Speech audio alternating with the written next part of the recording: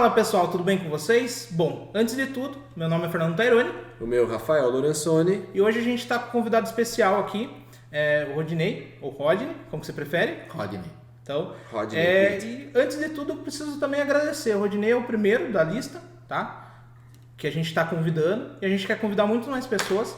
E eu também tenho que agradecer ao Rodinei aqui, que ele foi uma das primeiras pessoas que abriu as portas para mim em Sorocaba. Foi a primeira pessoa que me ofereceu um espaço que eu pude abrir meu comércio. Então foi onde eu comecei de verdade em Sorocaba. Então, se quer, pode falar o que você quiser, fica à vontade. O que faz mais ou menos no mercado. Eu sou Rodney Pinto, sou arquiteto formado há 35 anos pela Faculdade Brás Cubas em Mogi das Cruzes. Eu agradeço a você, Fernando, e ao Rafael pelo convite. Estamos aqui para bater um papo sobre arquitetura. Sim. Né? Eu estou tanto tempo formado, já trabalhei em São Paulo, a minha graduação foi como Lighting Designer. Comecei trabalhando como um Lighting Designer em São Paulo, depois eu queria trabalhar mais com arquitetura e fui trabalhar com escritórios de São Paulo de arquitetura, Ricardo Julião, depois eu fui para uma outra construtora. E em meados de 1990 eu vim para Sorocaba. Me casei e vim para Sorocaba e comecei a minha carreira aqui como arquiteto. Que legal. E como que você foi parar em Sorocaba? Eu sou daqui, né? Ah, você é daqui, a minha foi para estudar. Daqui, eu fui para estudar. Fiquei morando em São Paulo até 90, no comecinho de 90, 1990. E lá que eu conheci minha esposa aqui e a gente acabou resolvendo casar aqui em Sorocaba. Daí voltamos para cá, eu e ela, porque ela também trabalhava em São Paulo. E a preferência de light design foi uma coisa, tendência do mercado na época? Não, na época eu comecei a trabalhar numa empresa em São Paulo chamada Hobby Light. E eu comecei como estagiário de departamento de projeto, onde a gente fazia projetos de design, de lighting design, para os grandes escritórios de arquitetura em São Paulo. E é engraçado que é uma profissão que muita gente hoje desconhece ainda, né? E é antiga. É bem antiga. Eu comecei em 84, me formei em 84. E quando eu me formei, o diretor da empresa me convidou para assumir o departamento de projeto dessa empresa. Então a gente fazia os projetos de iluminação de grandes empresas de São Paulo, restaurantes, Almanari, Gallery. A gente fazia toda essa parte de lighting design. Eu acredito até que o light design tem voltado agora, né? A gente tem alguns nomes no mercado, Sim, conheço alguns, mas acredito até por questão de corporativo, né?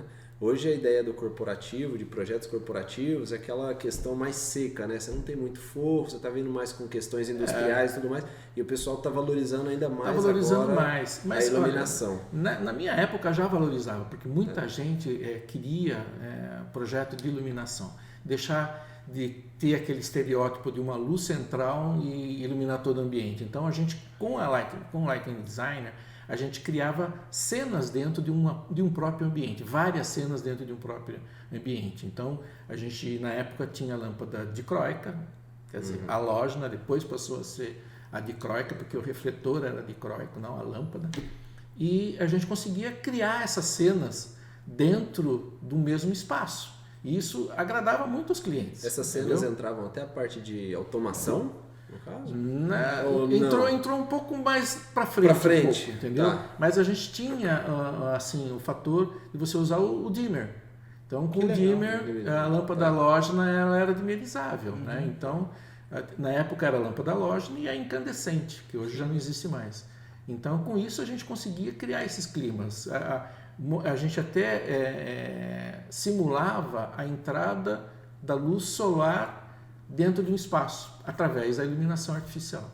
Então isso foi um grande mote no momento, entendeu? Então, na época tinha duas empresas de ponta, uma delas era essa que eu trabalhava e a outra era a Lumini. Então a gente existia uma concorrência acirrada entre a gente, para poder pegar os melhores clientes e poder oferecer o melhor produto. E de se destacar no mercado. Sim, na época eu como arquiteto dessa empresa, eu fazia palestras para 300, 400 arquitetos sobre iluminação. Entendeu? Então era convidado, eu tinha simpósios, era eu e essa arquiteta que era dona da Lumini. Entendeu? Então a gente conseguia espalhar um pouco dessa parte de iluminação. Eu tive um grande mestre que foi o Lib Smith, que era um engenheiro da Philips, que me ensinou muito sobre iluminação. Então, eu conseguia colocar nos projetos o que ele me ensinava e tinha grandes resultados. Era muito interessante. Aí depois a gente se forma como arquiteto, a gente tem a ideologia de trabalhar como arquiteto, né? Então eu falei, não, eu não quero mais trabalhar com iluminação, eu quero trabalhar como arquitetura. Daí eu fui trabalhar no Ricardo Julião, no escritório do Ricardo Julião em São Paulo. De lá eu fui para a construtora e dessa construtora eu passei um ano em Goiânia, que eu fui trabalhar em Goiânia, acabei trabalhando lá. Depois eu voltei para São Paulo para a mesma Hobby Light que me chamou de volta, para trabalhar com eles novamente. E depois disso eu vim para Sorocaba. Mas eu fiquei só um ano lá, depois voltei para Sorocaba, que eu queria trabalhar mesmo como arquiteto aqui em Sorocaba. E eu acho que isso daí tudo fez uma diferença no sentido, por exemplo, principalmente na iluminação, né? Hoje em dia, a iluminação é praticamente a vida da casa. Total. E como arquiteto foi um diferencial total. Você tem que trabalhar muito bem com a iluminação. E na época era mais comercial o processo todo? Não, ou era total. Bastante para residência? Era residência, comércio, era mais generalizado. Eu tenho um amigo que a gente está até convidando ele aqui, chama Rui Miranda, e é engenheiro, sempre tocou obras de alto padrão. E ele sempre comentou isso com a gente, que iluminação fazia diferença. E estava tocando uma obra, se não me engano, em Laranjeiras, alguma coisa assim, no Rio, e fizeram uma puta casa lá, né? Deixaram ela prontinha, parece que depois de tudo pronto ele ia fazer uma reforma. E um segundo arquiteto que também era light designer, ele chegou lá e falou, olha, sua casa é maravilhosa, é muito bonita, só que tem cara de pizzaria. Porque todas as iluminações, todas as lâmpadas da casa eram brancas, então. Nenhuma era cálida. Então, assim, pequenas coisas fazem a diferença. É uma ambientação legal, exatamente. né? Então, assim, foi uma coisa que me marcou, ele sempre comentava isso aí. A iluminação, ela tem a temperatura de cor, entendeu? Então, a mais fiel para a reprodução de cor é a luz solar. Então, aí você vai aumentando o grau dela, você vai diminuindo, você vai ter luz fria e tal. Mas é bem interessante. Era bem interessante na época quando eu trabalhava com isso. Mas você se sentiu privilegiado nesse sentido ou você acha que não fez tanta diferença na sua carreira depois? Não, fez bastante. Fez bastante. Eu que eu estou perguntando porque muita gente que eu vejo, que se formou junto comigo, tem muitas deficiências no sentido quando se forma, principalmente iluminação, vegetação, né? A parte de paisagismo é muito assim, praticamente nem se passa sobre isso. Paisagismo eu pulo, porque eu não gostava. Vamos pular essa fase. Mas assim, acho que a grande diferença do ensino na minha época, Fernando, com a atual, é assim, existem dois pesos, duas medidas. Né? Na minha época, a gente trabalhava muito mais a parte da arquitetura com a parte humana, né? Das pessoas. Você tinha aula de psicologia, antropologia, sociologia.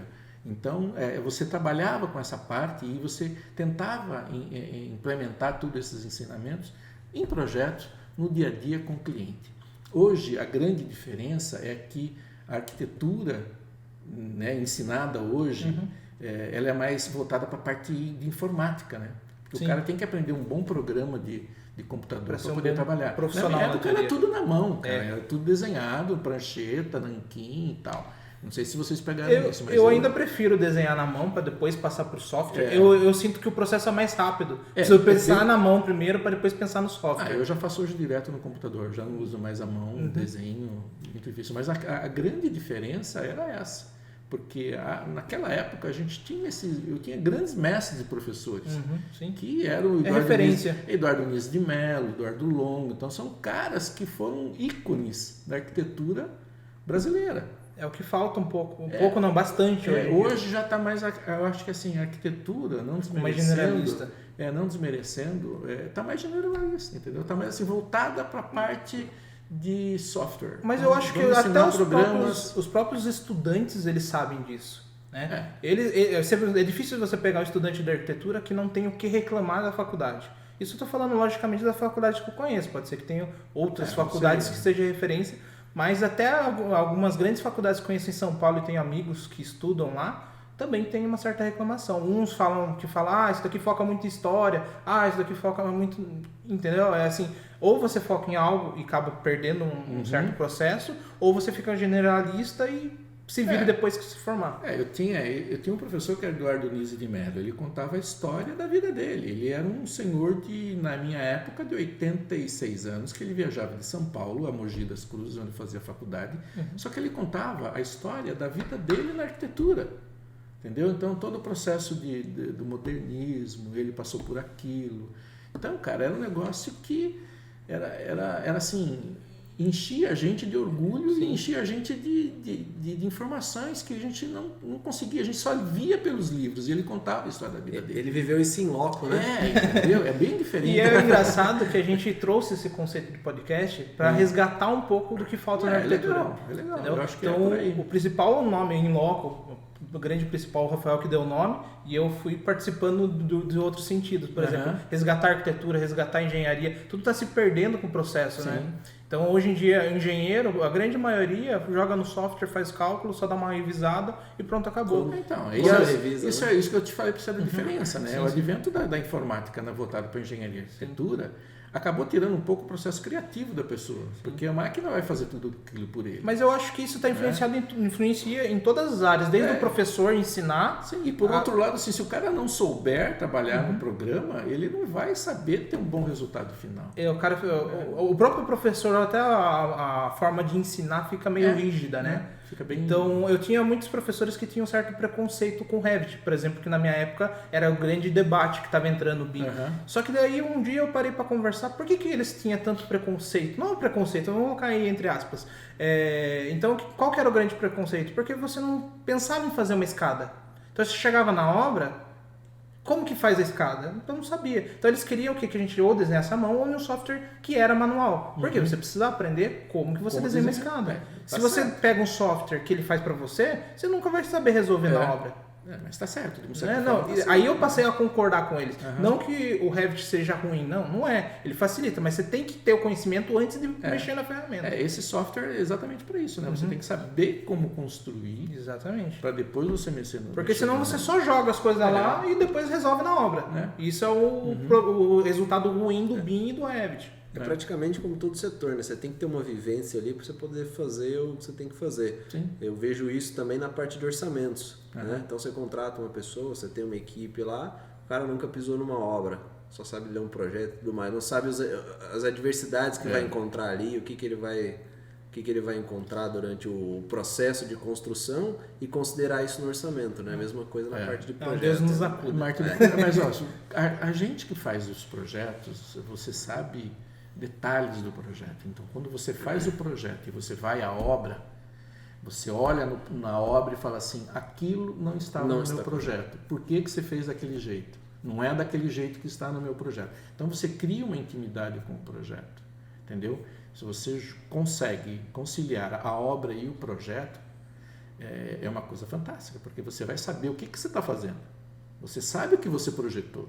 Então, você sabe como tem que construir. Sim. E muita gente hoje em dia não sabe como construir, entendeu? Então, eles fazem o projeto, mas não sabem como constrói aquilo. Então, criam umas coisas mirabolantes, mas não sabem como aquilo pode ficar de pé.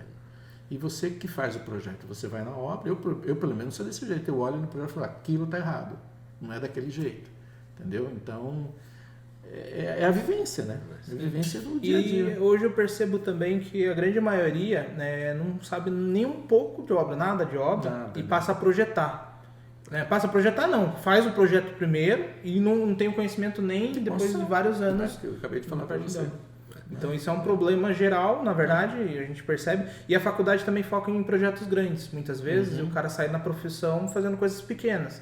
Então talvez o cara não tenha conhecimento, principalmente de burocracia, que às vezes a pessoa fica mais preocupada com a burocracia do que em projetar muitas vezes e acaba perdendo o fio da meada. Aí também que eu percebo muito na nossa profissão. Também. Vem com o basicão, né? E na hora da parte criativa não pensa fora da caixa, talvez. Talvez. Acho que é importante isso aí. Bom, Rodney. Vamos errar até o final, hein? Foi de propósito, foi marcado isso. O Fernando comentou comigo que você teve uma experiência fora do Brasil, parece que buscou alguma tecnologia, alguma coisa assim. Em 2016, mais ou menos, eu fui convidado para fazer um curso nos Estados Unidos. E lá eu acabei vendo a construção de Light Steel Frame e acabei fazendo o curso lá. nos Estados Unidos, numa empresa que é a detentora da licença do software que mexe com isso, que é a FrameCAD. Então, e eu acabei fazendo o curso, aprendi a mexer no sistema, aprendi a construir, eu visitei obras e acabei voltando algumas vezes para prestar serviço para essa empresa lá nos Estados Unidos, tanto lá quanto aqui no Brasil. Tá? Eles me encomendavam projetos, eu fazia o projeto aqui e mandava para eles para lá. Entendi. A diferença era assim, quando eu comecei a fazer o projeto para eles, eu não sei, acho que a gente tem um jeito diferente de projetar dos americanos, é diferente, a parte construtiva, a sensibilidade. Talvez até a parte, né? O povo brasileiro é diferenciado, né? Então, criativo. Então, eu acabei... Tem uma malemolência, né? Acabei prestando serviço para ele, eu ficava 20 dias nos Estados Unidos, voltava para o Brasil, voltava para lá de novo, entendeu? E acabei tendo uma amizade com essa empresa e acabei fazendo projetos para eles aqui no Brasil. Mas depois que aconteceu mudança de governo, entrou o Trump começou a cortar um pouco as exportações do aço, porque é um aço reciclável, entendeu? Que tinha que vir da China. Então ele começou a direcionar esse aço para a indústria automobilística e tirou um pouco da construção de steel frame. Nos Estados Unidos você tem o wood frame, que é muito mais usual, é mais tradicional, e tem o steel, entendeu? Light steel frame. Então eu fui para essa empresa para poder aprender, trazer essa tecnologia para o Brasil, mas no fim acabei não usando pouco aqui no Brasil ainda. Aqui no Brasil eu acredito que nós estamos engatinhando ainda nessa parte do steel frame. Né? Steel frame, wood frame. A diferença, Rafael, é cultural, né? É cultural. É cultural, porque nós estamos acostumados com tijolo, cimento, pedra e tal. E a construção civil tradicional que nós temos hoje aqui no Brasil, ela é muito mais rígida, né? Muito mais atuante do que essas novas tecnologias. Né? Então, se você for pegar o Lean Construction, que é a construção exata, a construção de light steel frame é um processo é um processo industrial, entendeu? O desperdício na construção civil hoje em dia tradicional é 30%.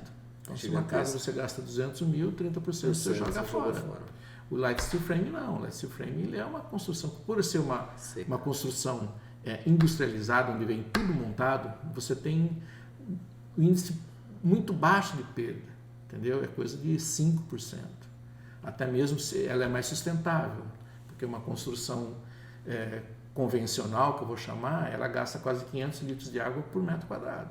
O light steel frame gasta 5 litros de água por metro quadrado. Então, essa tecnologia que eu aprendi lá é uma coisa... Eu ficava bobo, cara, de ver de um dia para o outro que a casa tinha evoluído. E lá eles têm um sistema que é um sistema de fiscalização. Então, cada etapa da obra, o fiscal da prefeitura vai e pega o projeto, confere o que está sendo feito na obra e dá o green flag. Então, ele faz a parte do radier, com toda a parte de instalações de elétrica e hidráulica que tiver no chão, esgoto, ele vai lá e aprova. Aí você passa para a próxima fase. Antes disso, não bate um prego. Não, você não pode fazer mais nada. Entendeu? Então, daí você passa para a próxima fase, tanto quanto wood frame quanto steel frame. Aí você monta todos os estudos, que são os perfis, né? Montou tudo, volta de novo o fiscal. E assim vai, fase a fase. Então, o sistema de fiscalização deles lá é muito rígido. Eles têm normas para tudo. Aqui, no caso do Brasil, você consegue dar um jeitinho, porque o cara não vai ver se a bitola do fio é correta, entendeu? Que a gente não tem... Quase não tem gente para fiscalizar. Tem estrutura para isso. E lá a pessoa é específica para isso.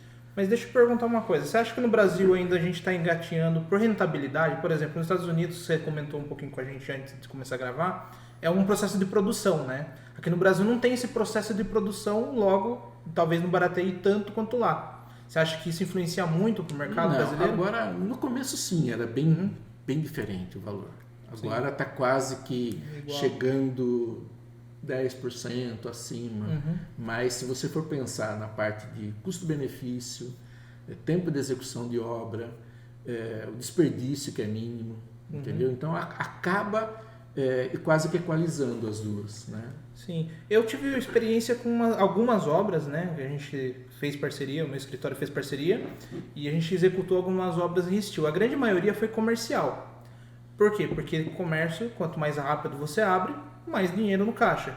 Então, quando a gente teve um processo em residência, já não foi tão eficiente, porque o que acontece? Nossos clientes brasileiros, né, não todos, mas a grande maioria pensa o quê? Alvenaria, eu tenho 8 meses para mim juntar o dinheiro e pagar a obra. Agora, no steel, você tem que desembolsar em 3 meses quase a obra inteira. O fluxo de caixa é bem mais rápido. Exatamente. Bem mais é um pico. Então, a experiência que a gente teve no sentido residência foi isso. A pessoa estava pensando em pagar com calma, a hora que ela percebeu, já estava espantada com tudo que tinha que pagar. E no comercial, não. O cara já estava com o dinheiro, ele já queria...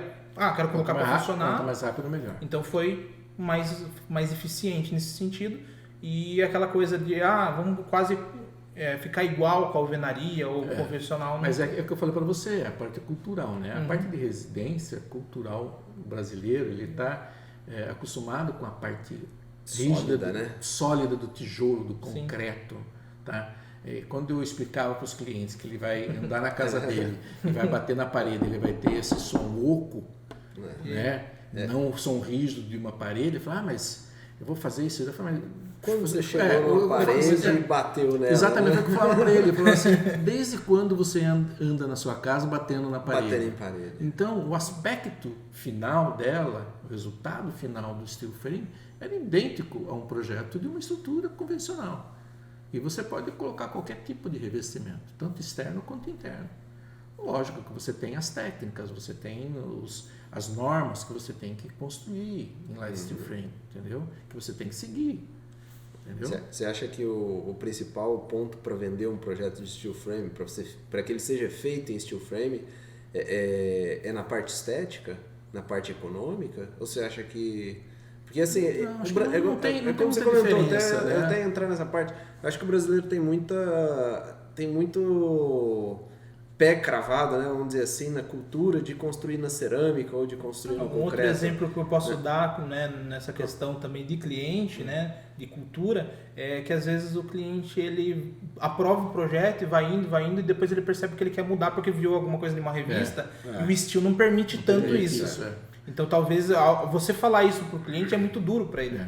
Ele vai ter 2 trabalhos, né? Porque ele vai ter que refazer. E é muito mais caro do que você fazer isso no tijolo. Porém, a vantagem é assim, você ter um problema numa cozinha de vazamento, você com estilete você resolve. Você corta o drywall por dentro, faz o remendo, volta a placa, isso daí... masseia e pinta. Agora, a estrutura normal, você tem que quebrar aquela... Eu acho que entra naquela história no copo meio vazio, meio cheio, que é assim, mas você pode ver as coisas boas, você pode ver só as coisas ruins. Ainda, Fernando, eu insisto que assim, a parte cultural. Entendeu? O brasileiro ainda não tem essa cultura que nem tem nos países da Europa e nos Estados Unidos, onde é mais difundido o uso do steel frame e wood frame para construção. Entendeu? E se, assim, você acha que daqui 20 anos o povo brasileiro muda? Não, acho que não chega tanto. Não? Antes. Eu acho que chega, coisa mais de, eu diria, no máximo 5 anos. Eu acho que teria... Hoje já tem bastante gente interessada. Seria legal virar uma necessidade, né? Não só um ponto de vista. Porque se ficar mais barato, de repente, que a alvenaria, talvez... E tem outras tecnologias também que está vindo aí, né? E até mesmo assim, a parte que a pessoa se depende de um financiamento, os bancos já estão aptos a financiar a casa steel frame, light steel frame. Tanto que a Caixa já existe da TECs, né? Que são as diretrizes técnicas para construção seca, entendeu? Em light steel frame. Então você pode fazer, você pode financiar, tanto que todas as caixas econômicas hoje em dia, se você for ver, a grande maioria, as novas são construídas em light steel frame. Algumas delas levam até selo verde, né? Que você tem isenção de alguns impostos, você paga lá 7% ao ano, 10% ao ano. Excelente. Uma outra coisa que a gente estava comentando um pouco antes da sua chegada aqui. As fofoca, né? A gente, vamos abordar isso. Uma coisa que eu achei bem legal, que eu estava dando uma lida sobre o assunto, é sobre associação de moradores, né? Acho que a gente até bateu alguma coisa assim.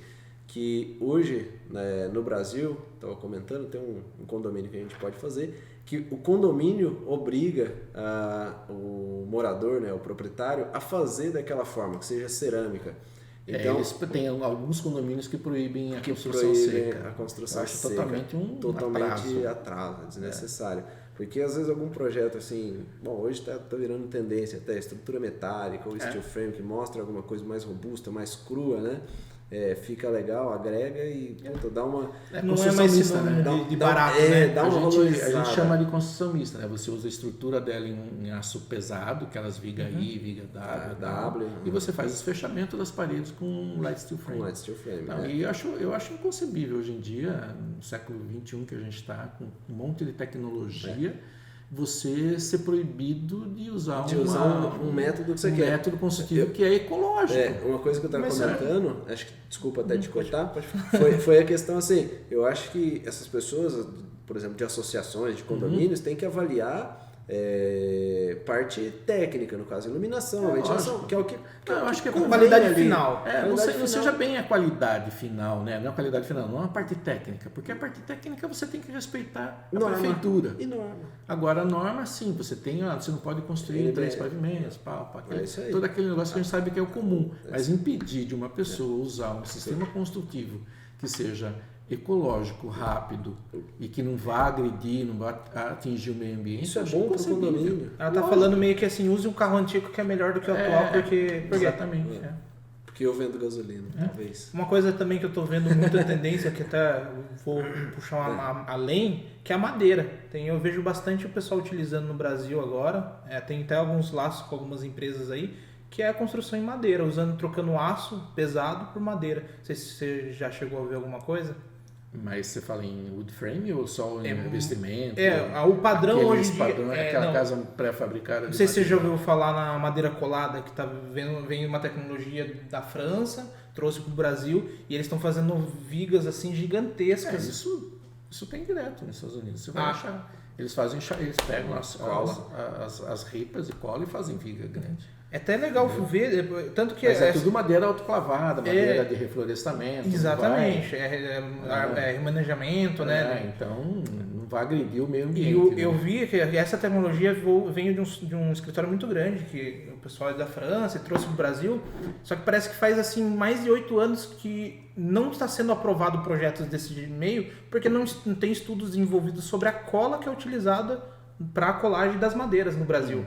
Agora, fora do Brasil é muito utilizado há muito tempo. Então, pessoal, para você ter uma ideia, eu fui fazer um orçamento recentemente, perguntei, mas qual que é o vão? Aí, eu, pensando que seria pouco, ele falou, posso fazer o vão que quiser, mas qual que é o problema? É a infraestrutura, levar no transporte. A logística. Ela falou assim, a gente faz acho que até 30 metros de vão, só com a madeira, faz o vigamento, aí vai aumentando o tamanho, né, logicamente. Eu só achei bem interessante essa situação, que a gente, quanto mais tecnologias entram no Brasil, eu acho que talvez o custo de algumas coisas reduza e o cara pode escolher, né? Eu gosto da casa de madeira, eu gosto de aço. E assim vai, eu acho que cria uma dinâmica diferente para o mercado brasileiro. Eu comentei também que esses dias fui fazer uma visita técnica no Alphaville, e em Sorocaba, Alphaville Esplanada, não sei se foi 3 ou 4, eles estão fazendo uma casa modelo toda de telha de zinco, eu não sei o que é, assim, vi de longe, comentaram. Então, assim, é uma casa modelo. Então, estão trazendo uma tecnologia nova para poder ser acho que a tendência é você tentar baratear cada vez mais, né? O sistema tanto do light steel frame como do wood é assim, quanto mais você difunde, mais você vende, mais barato ele vai ficar. Isso, se você pegar um parâmetro, era a mesma coisa da época do computador. Entendeu? Windows 95, quando 97, tinha, exatamente, entendeu? 2000. Eu tô falando não do sistema, eu tô falando do aparelho. Hoje em dia, quem que não tem, né? Se você tinha um computador na época, eu comecei a trabalhar com acho que 246, antes do 246, não lembro nem como é que era o nome. Não é da minha época. Vocês nem conhecem isso. Era muito caro você comprar um computador. Então o que aconteceu? Todo mundo começou a usar, começou a baratear. Então isso é o mesmo processo, exatamente, é o mesmo processo dessas construções, essas tecnologias novas que vão vindo, essa da madeira do Fernando que ele falou, tanto wood frame quanto steel frame. Quanto mais se difundir, mais vão usar, mais barata ela vai ficar.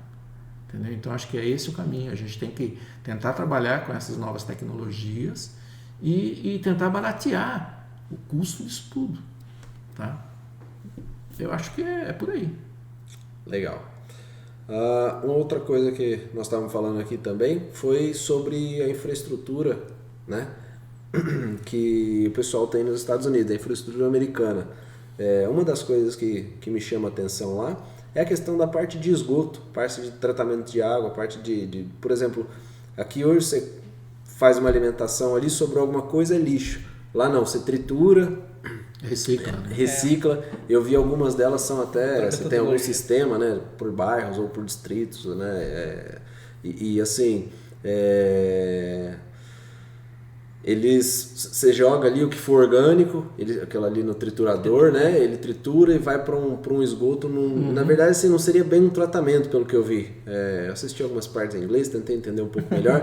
Mas isso aí depois, em alguns lugares, eles até voltam com essa água não potável para irrigação. Reuso, né? É uma água de reuso, mas ela não é tratada como água de consumo, né? Como água potável. Sim, ela é água reuso para você, acho que é o reuso 2, se não me engano, que é para limpeza de calçadas, jardins, irrigação e tudo mais. Uma coisa que me chamou muita atenção lá, que eu perguntei até para a pessoa que estava me recebendo nos Estados Unidos, assim, cada bairro tem uma caixa d'água central. Isso é interessante. Que legal. E se você for ver filme, você vai ver aquelas caixas d'água que parecem um disco voador com o nome do distrito, do bairro. Do distrito, exatamente. Isso não era bairro, é distrito. Então, porque tem... Ele falou, não, cada distrito aqui tem a sua fonte de tratamento de água. E eu não perguntei, esqueci, foi falho, se o esgoto era o mesmo sistema, mas eu presumo que seja. Então é muito interessante isso. A gente não pode comparar hoje em dia, né? Os Estados Unidos Mas eu acho que eu percebo que o americano em si descobriu que essa etapa de reciclar é muito mais barato do que fazer um tratamento. Que nem no Brasil a gente tem o tratamento de água.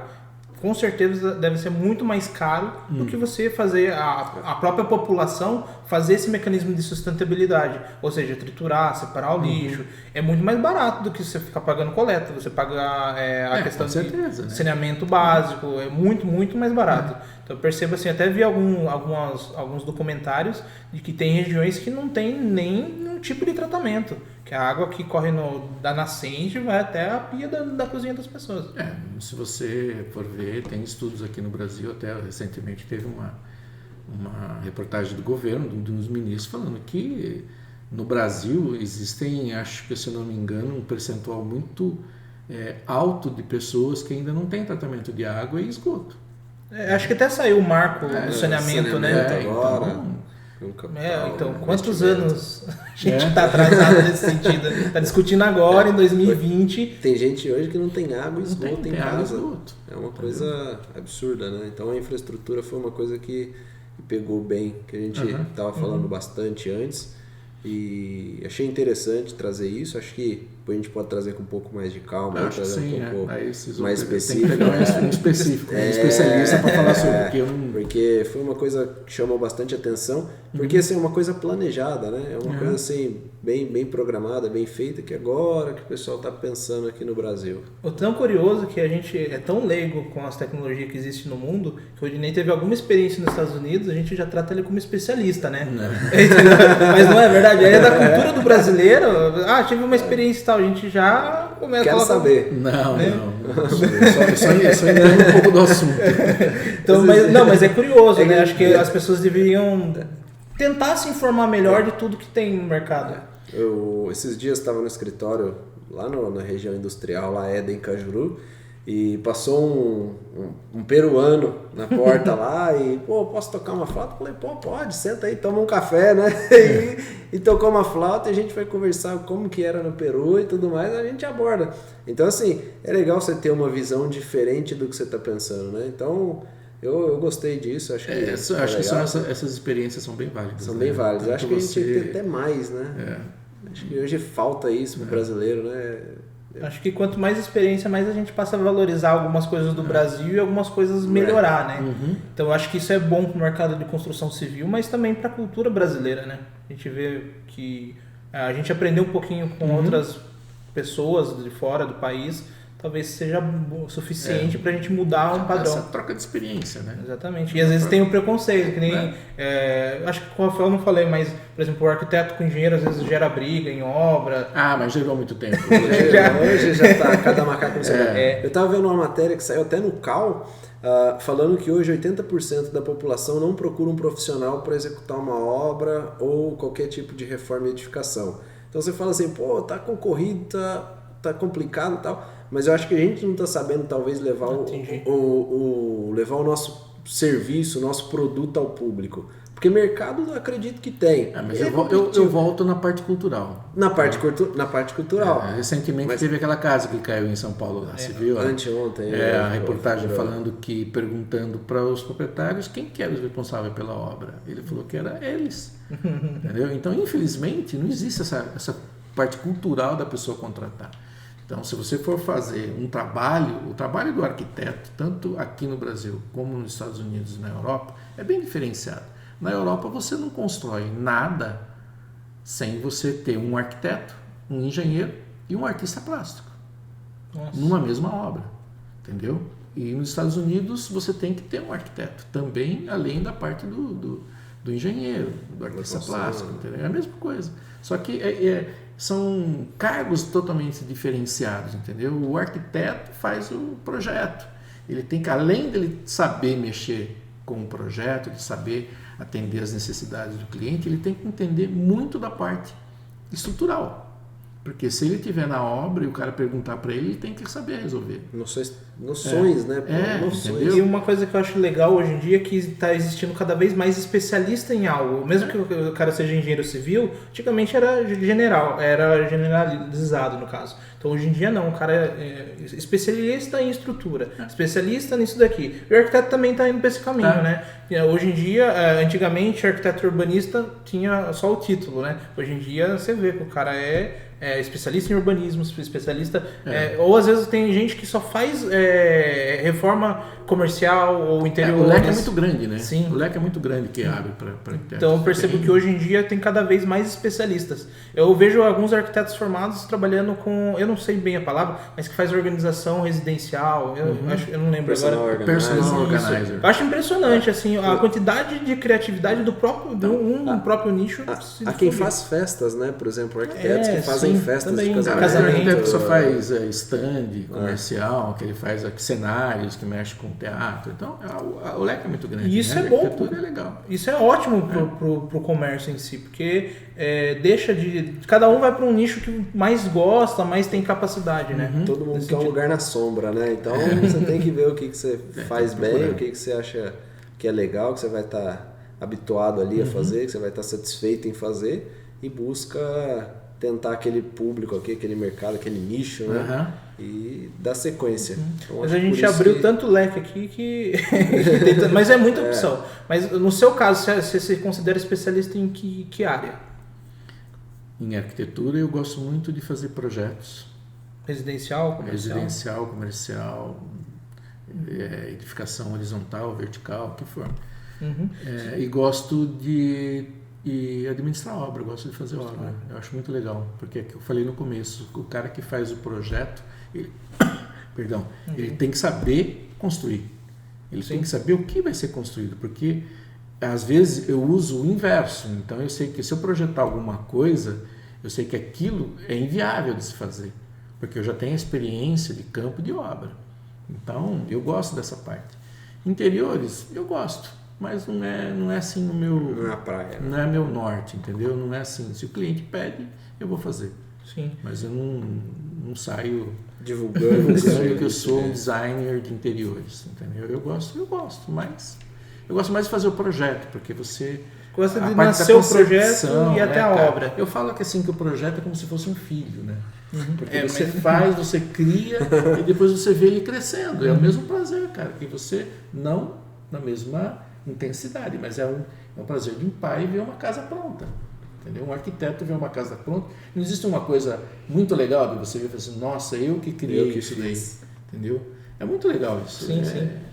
É bem interessante. E você vê muita diferença do mercado da sua época, quando você estava começando, para hoje? O que você faria uma coisa diferente se você estivesse formando hoje? Cara, eu não sabia o que eu ia fazer, se ser sincero. Porque na minha época era bem diferente, né?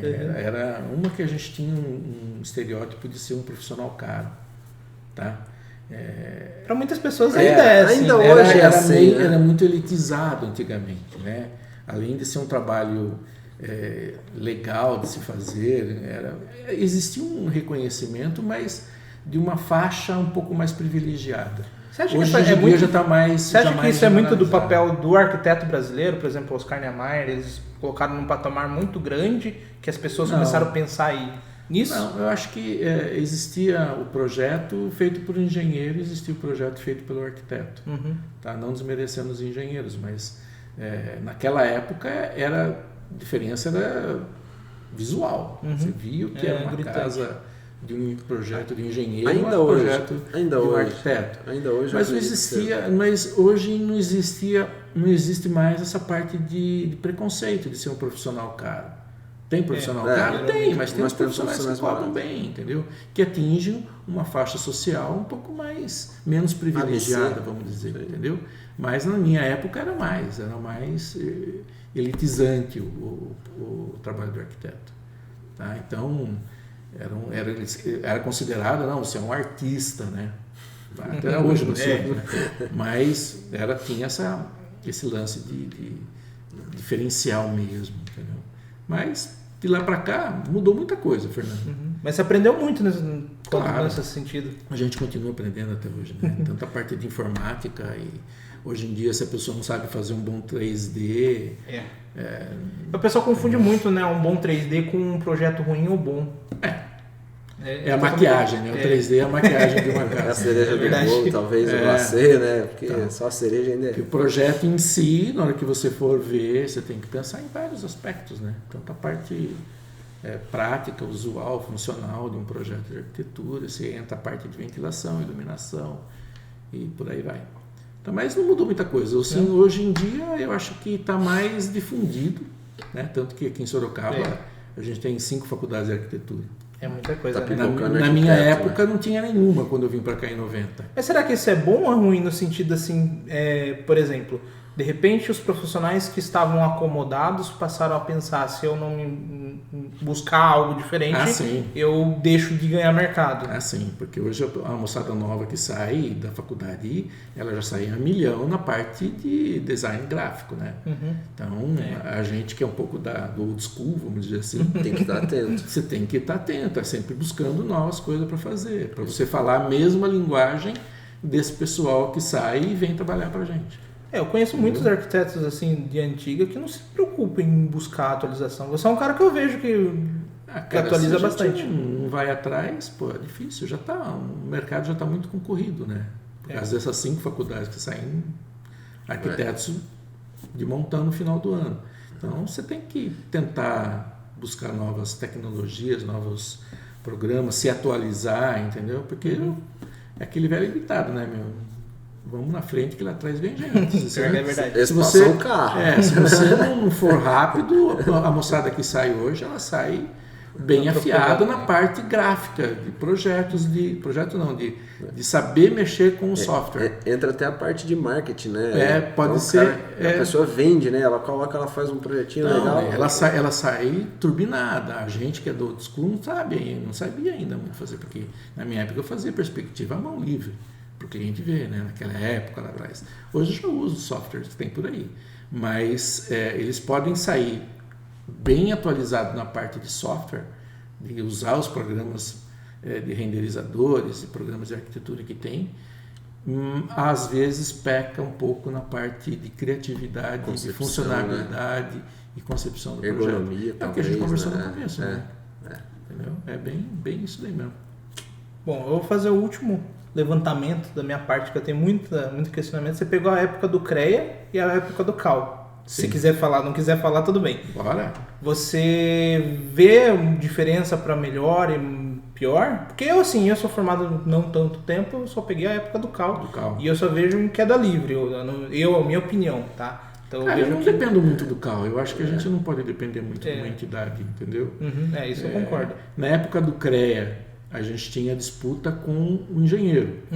Rafael, você me desculpe, mas Não, na época o engenheiro queria fazer projeto de arquitetura, entendeu? E não tinha especificação na grade dele de arquitetura. O pessoal acha que só tinha 6 meses de projetos de arquitetura. Alguma coisa. A gente é formado desde o começo do ano, né? O primeiro ano que você entra é projeto. 5 anos. Então, é 5 anos vendo projeto. Então, o grande conflito que existia com o CREA eram as habilidades do engenheiro que estava invadindo a área do arquiteto. Então, quando houve a desvinculação e criou-se o CAL, foi uma bela de uma luta que foi travada, entendeu? Aí tirou-se a qualificação do engenheiro em fazer projetos de arquitetura. Entendi. Então, até hoje é uma briga muito grande. Não, é bastante. Os conselhos são complicados, né? Praticamente um Mas o que eu vejo, a sindicato grande aí, né? reclamação Sim, da a gente parte... tem que- Pode falar. Na parte do CAL é que, assim, se cobra muito e se oferece pouco. Você acha Como isso? conhece o Como CREA. toda entidade. É que você não conhece o CREA, então. Então, Toda o CREA entidade também... sindical é desse jeito, que também. cobra, mas se oferece menos. Né? Mas você não tem um ponto de vista mais político nesse sentido? Eu acredito assim que eu não dependo do CAL, entendeu? Para me defender. Mas talvez você tenha que... Para defender o meu interesse, ou não diria o meu interesse profissional, mas assim, o meu interesse é de captação de clientes novos, essas coisas todas. Eu acho que é um problema assim para quem está recém-formado, porque, igual a gente está comentando, é difícil você achar uma beiradinha de sombra, né? Você está sempre ao sol. E aí você vê um CREA, um CAL, cobrando uma anuidade de 600, 700 pau para quem é recém-formado, eu acho que é pesado. Para mim foi pesado quando eu me formei. Eu já tenho um desconto de 50%. O meu já passei dos 30 anos, eu tenho 50% de desconto. Eu estou fazendo esse questionamento porque eu tenho acompanhado muito as páginas e tudo mais, divulgação do CAL, até a eleição do CAL recentemente. Leio algumas matérias e também. o pessoal, assim, se entrar na página, assim, é muita reclamação.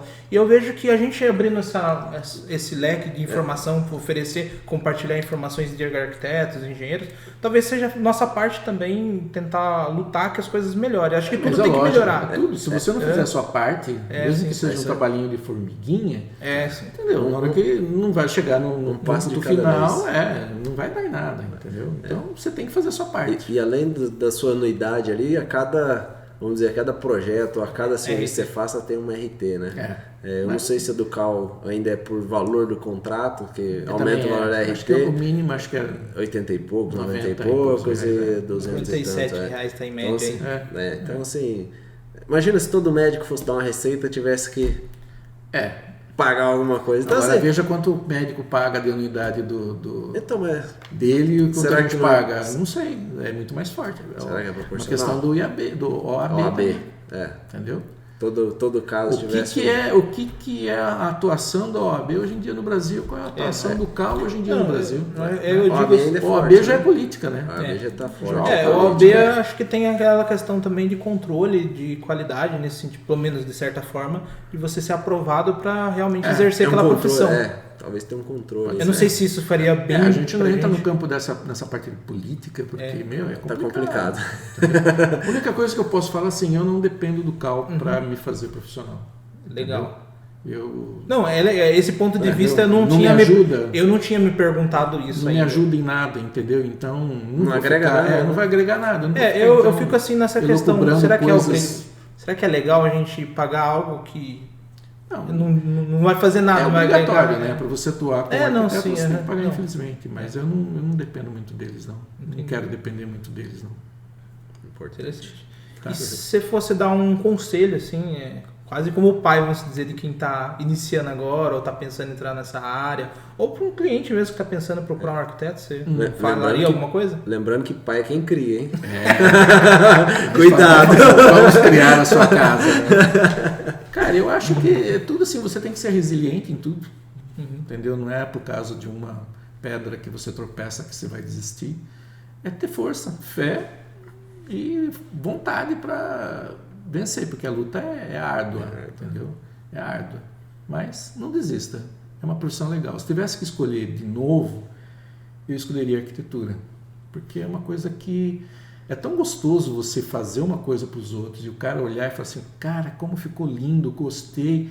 Aquilo, sabe, te enche de orgulho. É o lance do pai, né? Quando cria uma casa. E eu acho que assim, não desista. força, resiliência e vontade. Vontade. Eu falei essa questão de pai porque o Rodinei várias vezes ele foi quase um pai, né, no conselho.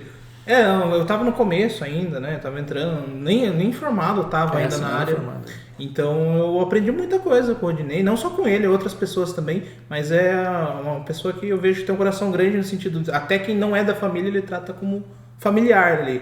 Então muitos conselhos até hoje eu levo, tanto que eu lembro de várias histórias que eu levantei para o Rafael, eu lembro. Bom saber, coisa. É gratificante saber isso. Então, mas é legal, então eu dou muito obrigado até hoje, hoje eu aprendi muita coisa. E a ideia é assim, todo mundo que a gente trazer para o Inloco que traga um pouco da sua história e compartilhe com a gente vai aprender muito também. E se a gente puder ensinar um pouquinho do que cada um passar aqui, vai ser legal. Legal, valeu. Legal. Certo? Bom, alguma consideração final, Dionísio? Você quer falar alguma coisa? Quer comentar alguma coisa? Então, eu agradeço pelo convite e espero que vocês tenham sucesso nessa empreitada do Inloco. Muito obrigado. Falou? Muito obrigado. Se ainda não segue nossos canais, né? Tem o Instagram, Facebook. Ixi, tem todas. Eles têm que desafiar YouTube, a gente a chegar em todos, né? Posso fazer uma Spotify? Pergunta? Claro. Posso dar a palma final?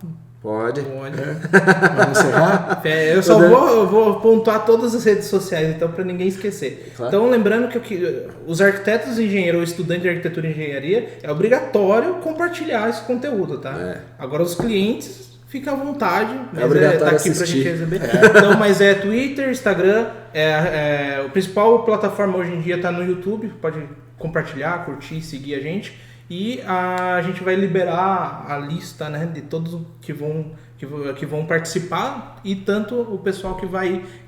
quando que vai sair a nossa entrevista. Não é entrevista, é uma conversa. Agenda de entrevistas e agenda de divulgação. Então a gente agradece também e o Rodinei encerra pra gente. Como o pessoal te acha, se precisar entrar em contato com você. Tem no Instagram. Tá. E meu telefone, não sei se pode. A gente vai deixar tudo descritivo, tudo mais fácil. Legal. Beleza. A gente passa então. Posso terminar? Pode terminar. Yes! Legal. Certo. Falou, gente. Obrigado. Que isso. A gente que agradece.